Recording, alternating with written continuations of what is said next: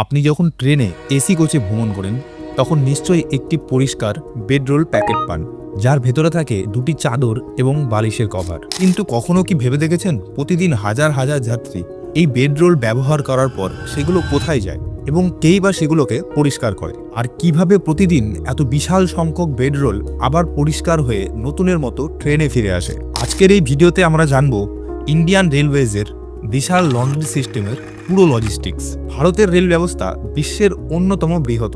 প্রতিদিন প্রায় লক্ষ লক্ষ যাত্রী এসি কোচে ট্রাভেল করে। এই কোচগুলোতে যাত্রীদের আরামদায়ক যাত্রার জন্য রেলওয়েজ দেয় বেডরোল কিট। এই কিটে সাধারণত থাকে দুটি বেডশিট এবং একটি পিলো কভার। একটি মাত্র ট্রেনে শত শত বেডরোল ব্যবহার করা হয়, আর পুরো দেশের সমস্ত ট্রেনের বেডরোল মিলিয়ে প্রায় প্রতিদিন লক্ষ লক্ষ বেডরোল কিন্তু ব্যবহার হয়। তাই এগুলো পরিষ্কার করাও একটি বিশাল লজিস্টিক অপারেশন। যখন ট্রেন তার গন্তব্যস্থলে পৌঁছায় তখন অনবোর্ড স্টাফ সমস্ত বেডরোলগুলিকে সংগ্রহ করেন। এইসব বেডরোল বড় বড় কাপড়ের ব্যাগে ভরে রাখা হয় এবং তারপর পাঠানো হয় রেলওয়ের বিশেষ লন্ড্রি ইউনিটে। এই লন্ড্রি ইউনিট সাধারণত থাকে বড় স্টেশন বা ডিপোর কাছে, যেমন হাওড়া, শিয়ালদা, নিউ দিল্লি এবং মুম্বাই। এইসব জায়গায় প্রতিদিন হাজার হাজার বেডরোল পৌঁছে যায় ধোয়ার জন্য। রেলওয়ে লন্ড্রি কিন্তু সাধারণ লন্ড্রির মতো নয়। এখানে ব্যবহৃত হয় ইন্ডাস্ট্রিয়াল সাইজ বড় ওয়াশিং মেশিন। একটি মেশিনে একসাথে শত শত চাদর ধোয়া হয়। লন্ড্রি প্রসেস সাধারণত কয়েকটি স্টেপে হয়। Step 1 sorting. প্রথমে চাদর এবং বালিশের কভারগুলোকে আলাদা করে নেওয়া হয়। Step 2 high temperature washing. এরপর সেগুলিকে উচ্চ তাপমাত্রাযুক্ত জলে ধোয়া হয়। এই প্রক্রিয়ায় মারা যায় ব্যাকটেরিয়া এবং জীবাণু। Step 3 drawing. ধোয়ার পরে কাপড় যায় ইন্ডাস্ট্রিয়াল সাইজ ড্রায়ারে। মাত্র কয়েক মিনিটেই কাপড় পুরো শুকিয়ে যায়। Step 4 ironing and folding. এরপর বড় বড় অটোমেটিক আয়রন মেশিন দিয়ে চাদরগুলোকে ইস্ত্রি করা হয়। তারপর কর্মীরা সেগুলোকে পরিষ্কারভাবে ভাঁজ করে রাখেন।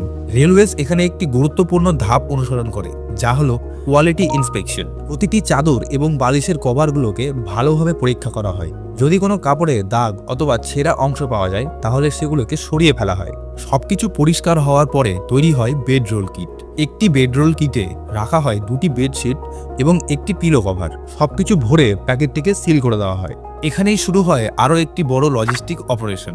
আগে থেকে হিসাব করে রাখা হয় প্রত্যেকটি ট্রেনের জন্য কতটি বেডরোল কিট লাগবে। তারপর সেই অনুযায়ী স্টেশন থেকে ট্রেনে সরবরাহ করা হয়। ভাবুন তো, ভারতের রেলওয়ে নেটওয়ার্কে প্রতিদিন চলে হাজার হাজার ট্রেন, আর সেই সব ট্রেনে ব্যবহৃত লক্ষ লক্ষ বেডরোল প্রতিদিন ধোয়া, শুকানো, আবার নতুন করে ট্রেনে পাঠানো হয়। এটি সত্যিই একটি বিশাল লজিস্টিক ম্যানেজমেন্ট সিস্টেম। তাই পরের বার যখন আপনি ট্রেনে একটি পরিষ্কার বেডরোল পাবেন তখন মনে রাখবেন এর পেছনে রয়েছে রেলওয়ের একটি বিশাল পরিকল্পনা, প্রযুক্তি এবং পরিশ্রম। এরকমই নলেজফুল ভিডিওর দ্বারা নিজেকে আপডেট রাখার জন্য চ্যানেলটিকে এক্ষুনি সাবস্ক্রাইব করুন। ভিডিও ভালো লাগলে এটি লাইক করতে ভুলবেন না। ধন্যবাদ।